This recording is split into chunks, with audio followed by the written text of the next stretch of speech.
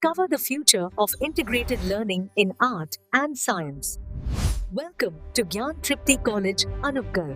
नमस्कार प्रिय विद्यार्थियों, आज बीएससी फर्स्ट सेम के फिफ्थ यूनिट करेंगे, जिसमें करेंगे mechanism of organic reaction. Hindi में बोलें तो कार्बनिक अभिक्रियाओं की क्रियाविधि के बारे में जानेंगे। तो क्या नाम है? कार्बनिक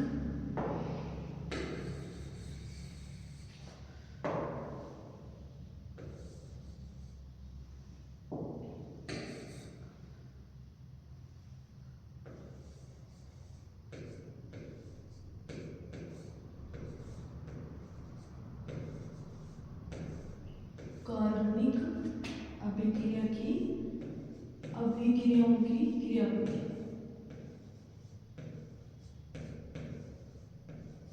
अभिक्रियाओं की क्रियाविधि।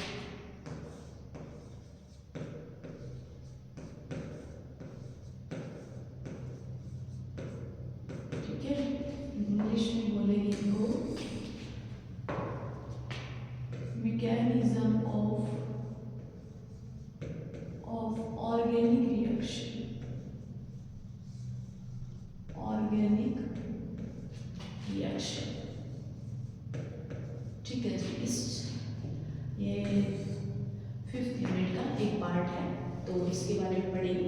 सबसे पहले तो जो अभिक्रियाओं में एरो आते हैं उनके बारे में थोड़ा सा जान लेते हैं कि एरो का मतलब क्या रहता है। ठीक है, क्योंकि केमिकल रिएक्शन में जो एरो रहते हैं हिंदी में बोलेंगे दी, इंग्लिश में बोला जाता है एरो।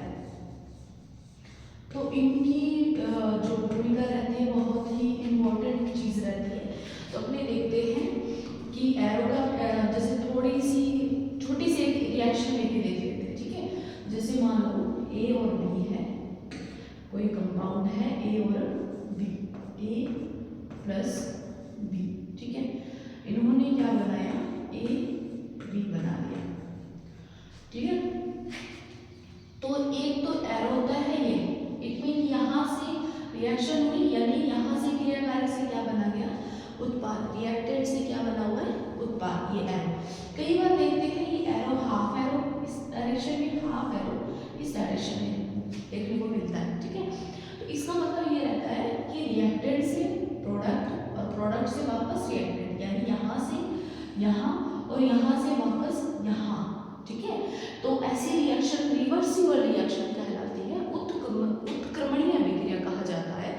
और यहाँ पे क्या स्थापित हो जाता है? साम्य स्थापित हो जाता है। ठीक है, साम्य का मतलब है कि जो उत्पाद और अभिकर्मक की जो अभिक्रिया रहती है उस कंडीशन में क्या होता है कि इनकी जो गति रहती है, टेम्परेचर रहता है, प्रेशर रहता है, दोनों ही डायरेक्शन में एक जैसा रहता है। ठीक है, एक चीज तो हुई नहीं। दूसरी चीज पता क्या होती है कि जैसे मान लो यहाँ है ए और बी, तो यहाँ क्या होगा? जैसे बी का एक इलेक्ट्रॉन है, ए का एक इलेक्ट्रॉन है, इन्होंने क्या करा कि बॉन्डिंग में आ गए। ठीक है, बॉन्डिंग में आ गए तो एरो कुछ इस तरीके से दिखते हैं अपने इस कंडीशन में। क्या एरो कैसे दिखेंगे? जैसे ए है, इसका इलेक्ट्रॉन है, बी है, इसका इलेक्ट्रॉन है, तो ये एरो इस तरीके से दिखाई देते हैं और इस तरीके से एक कोवैलेंट बॉन्ड यानी कि एक सहसंयोजक आबंध बन जाता है।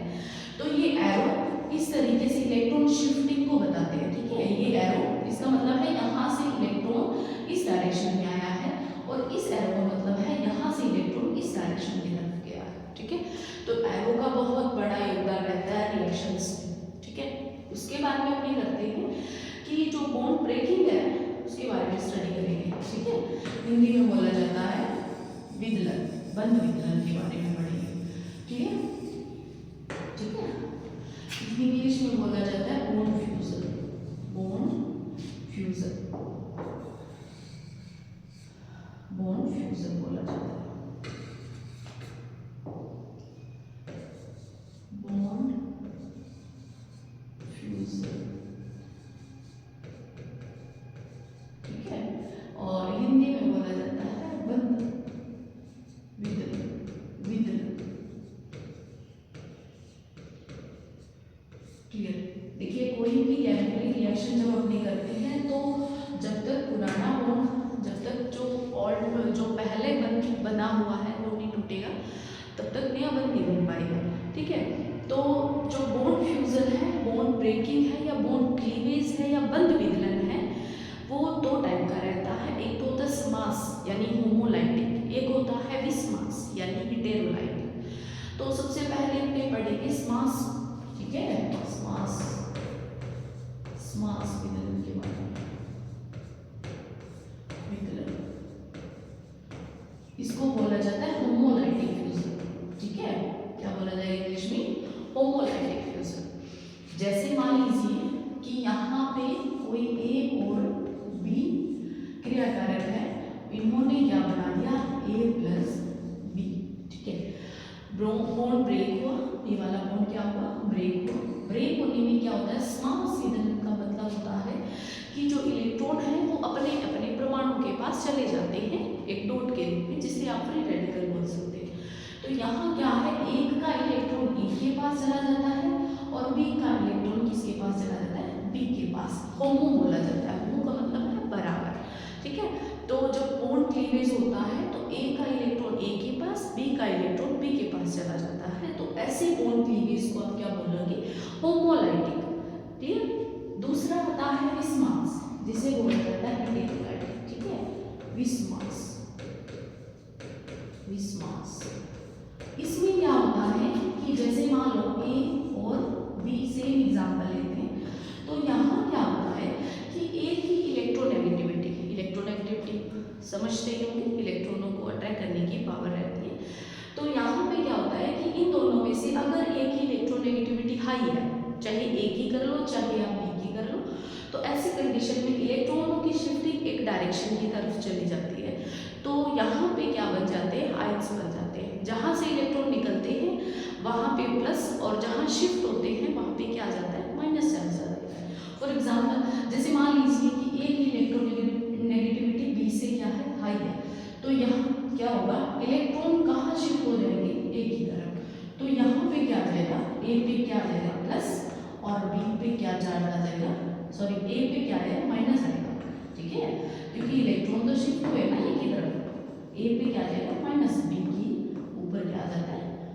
Plus charge. ऐसी कंडीशन में क्या बनते हैं? कैटाइन्स। ठीक है, कैटाइन और एटाइन, जो कैटाइन और एनाइन की फॉर्मेशन रहती है वो ऐसी कंडीशन में बनती है। ठीक है, इलेक्ट्रॉन नेगेटिविटी के डिफरेंस के कारण इलेक्ट्रॉन क्या हो जाते हैं? खींचे जाते हैं किसकी तरफ? जहां इलेक्ट्रोनेगेटिविटी हाई आ रही है उसकी तरफ चले जाते हैं। ठीक है, इस तरीके से आप इन तरीकों, क्योंकि शुरू में अपने डायरेक्ट रिएक्शन की तरफ नहीं बढ़ सकते, थोड़े बेसिक्स चीज़ें रहती हैं उनके बारे में जानना आवश्यक है। उसके बाद में नेक्स्ट जो मेन केमिकल रिएक्शन उनके बारे में भी स्टडी करेंगे। क्लियर? अब देखिए, यहाँ बॉन्ड फ्यूजन के बारे में पढ़ा है, तो नेक्स्ट छोटा सा पॉइंट और आता है अभिकर्मकों के प्रकार। अभिकर्मकों के प्रकार, टाइप्स ऑफ रेजेंट्स। ठीक है, इसकी भी ज़रूरत है क्योंकि आगे जब अपने रिएक्शन करेंगे मतलब तो उनमें आएंगे तो जानना ज़रूरी है। ठीक है, तो कर लीजिए। तो यहाँ स्टडी करेंगे अपने अभिकर्मकों के प्रकार, टाइप्स ऑफ रेजेंट्स। ठीक है, अभिकर्मकों के प्रकार।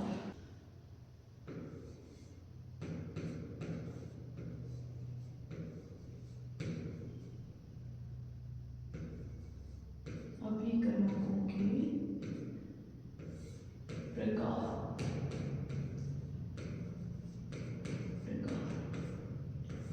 ठीक है।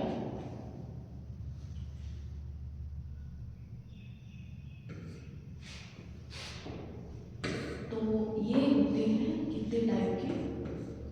दो प्रकार के। ठीक है, दो प्रकार के, टू टाइप्स ऑफ रेजेंट्स। ठीक है, इंग्लिश में बोलेगी रेजेंट्स। ठीक है, तो दो प्रकार के होते हैं। एक तो होते हैं इलेक्ट्रॉन स्नेही, इलेक्ट्रोफाइल बोला जाता है इंग्लिश में, इलेक्ट्रॉन स्नेही। ठीक है, दूसरा आता है नाभिक स्नेही,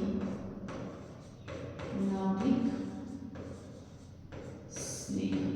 तो सबसे पहले इनका मतलब जानना अति आवश्यक है, तभी आप ये डिसाइड कर पाएंगे कि इलेक्ट्रॉन स्नेही कौन है, नाभिक स्नेही कौन है, और इनका भी केमिकल रिएक्शन में बहुत ही इम्पोर्टेंट रोल होता है। ठीक है, इलेक्ट्रॉन स्नेही उन्हें कहा जाता है, नॉर्मल लैंग्वेज में बोले, जो इलेक्ट्रॉनों को अपनी तरफ अट्रैक्ट करेंगे ना, हिंदी में बोले इलेक्ट्रॉनों को स्नेह करने वाले। ठीक है, लिख देती हूँ, इलेक्ट्रॉनों को स्नेह करने वाले,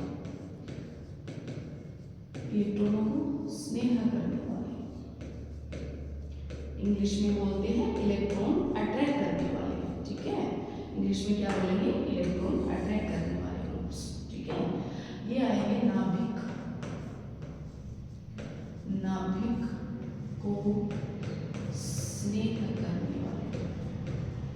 हालांकि अपनी छोटी क्लासेस में इन चीज़ों को पढ़ चुके हैं, फिर भी एक बार रिपीट कर देती हूँ चीज़ों को। बेसिक चीज़ें लिखाई है मैंने बहुत ही। इलेक्ट्रॉनों को स्नेह करने वाले यानी कि ऐसे ग्रुप जिनके पास खुद के पास इलेक्ट्रॉन्स की क्या रहती है, कमी रहती है। ठीक है, जिनके ऊपर प्लस चार्ज होता है और वो इलेक्ट्रॉनों को खींचने का प्रयास करते हैं, ऐसे ग्रुप को इलेक्ट्रॉन स्नेही कहते हैं। और इनका जो रिएक्शन में पार्टिसिपेट रहता है, तो ऑलमोस्ट प्रतिस्थापन अभिक्रिया में पढ़ा जाता है, इलेक्ट्रॉन स्नेही प्रतिस्थापन अभिक्रिया और नाभिक स्नेही प्रतिस्थापन अभिक्रिया। ठीक है, बाकी अगर काफ़ी रिएक्शंस में भी इनका रोल होता है। एग्जाम्पल के तौर पे वो ग्रुप जिनके ऊपर क्या आता है, प्लस चार्ज आता है, उनको आप क्या बोल सकते हैं, इलेक्ट्रॉन स्नेही। ठीक है, इलेक्ट्रॉन स्नेही का मतलब होता है जिनके पास खुद के पास इलेक्ट्रॉन्स की कमी रहती है और वो क्या करते हैं, इलेक्ट्रॉन को खींचने का प्रयास करते हैं, और उन ग्रुप को इलेक्ट्रोफाइल इंग्लिश में बोला जाता है, हिंदी में इलेक्ट्रॉन स्नेही कहा जाता है। ठीक है, और दूसरा आता है नाभिक स्नेही। नाभिक स्नेही में वो ग्रुप आते हैं जो न्यूक्लियस को अट्रैक्ट करते हैं। एक चीज़ देखिए, न्यूक्लियस चार्ज कौन सा रहता है, पॉजिटिव चार्ज रहता है, तो ऐसा तो है नहीं इक्वल चार्ज वाले अट्रैक्ट करेंगे, अपोजिट चार्ज वाले ही अट्रैक्ट करते हैं। इट मीन्स नाभिक स्नेही कौन से होते हैं, जिनके ऊपर खुद के ऊपर माइनस चार्ज होता है, तभी तो वो न्यूक्लियस की तरफ खींचे जाएंगे ना। तो इनमें क्या कौन सी आएंगे, एग्जाम्पल के तौर पे लिख लो, साइनाइड आ गया, और पूरे के पूरे हैलाइड ग्रुप आते हैं, फ्लोरो, क्लोरो, ब्रोमो, आयोडो। ठीक है, तो वे ग्रुप जो हाइड्रोक्सी ग्रुप भी लिख सकते हैं आप, तो वो ग्रुप जिनके ऊपर माइनस चार्ज रहता है, तो उन ग्रुप्स को आप क्या बोलते हैं, नाभिक स्नेही बोला जाता है, जो न्यूक्लियस को अपनी तरफ खींचते हैं। ठीक है, इलेक्ट्रॉन स्नेही और नाभिक स्नेही, इन दोनों के बारे में जान लेना बहुत ज़रूरी है, तभी आप केमिकल रिएक्शन कर पाएंगे। ठीक है, और दूसरी बात ये रहती है कि इनके कुछ एग्जाम्पल्स, जो स्पेसिफिक एग्जाम्पल होते हैं, वो भी पता होने चाहिए, कौन कौन से इलेक्ट्रोफाइल्स हैं और कौन कौन से न्यूक्लियोफाइल्स हैं। क्लियर, अब जाके अपनी शुरू करेंगे केमिकल रिएक्शन। ठीक है, सबसे पहले बॉन्ड फ्यूजन के बारे में पढ़ा, उससे पहले अपने एरो के बारे में जाना, क्योंकि केमिकल रिएक्शन में एरो बहुत इंपॉर्टेंट रोल अदा करता है। उसके बाद में अपने जाना कि बॉन्ड फ्यूजन, ठीक है, स्मास और विस्मास। स्मास में क्या बनते हैं, फ्री रेडिकल्स बनते हैं, और विस्मास में क्या बनते हैं, कैटाइन्स एनाइन्स बनते हैं। ठीक है, यानी होमो में क्या बनते हैं, फ्री रेडिकल्स, और हेटेरो में क्या बनते हैं, कैटाइन्स और एनाइन्स। ठीक है, थर्ड पॉइंट पढ़ा अपने टाइप्स ऑफ रेजेंट्स, दो टाइप के होते हैं, कौन से, इलेक्ट्रोफाइल और न्यूक्लियोफाइल्स। ठीक है, तो ये बेसिक चीज़ें इकट्ठा करके आप चलेंगे अपने केमिकल रिएक्शन की तरफ। ठीक है, तो सबसे पहले ये जानना अति आवश्यक है कि केमिकल रिएक्शन कितने टाइप की होती है। तो केमिकल रिएक्शन होती है भैया 4 टाइप। ठीक है, मे बी आपने 11th-12th में पढ़ी होगी केमिकल रिएक्शन कितने टाइप की होती है, टाइप्स ऑफ केमिकल रिएक्शंस। ठीक है, कार्बनिक अभिक्रियाओं के प्रकार, कार्बनिक अभिक्रियाओं के प्रकार,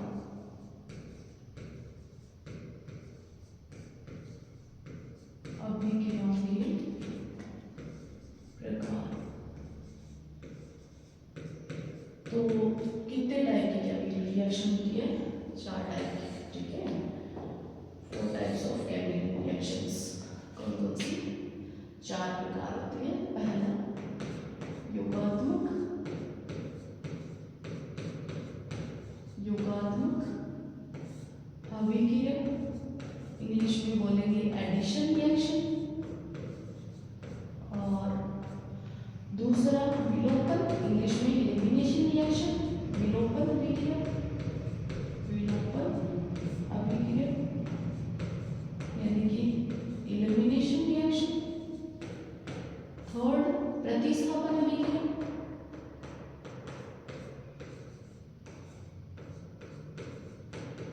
प्रतिस्थापन अभिक्रिया, सब्स्टिट्यूशन रिएक्शन। ठीक है, इंग्लिश में क्या नाम है ना, सब्स्टिट्यूशन रिएक्शन। और लास्ट पुनर्विन्यास, विन्यास। ठीक है, 4 टाइप है।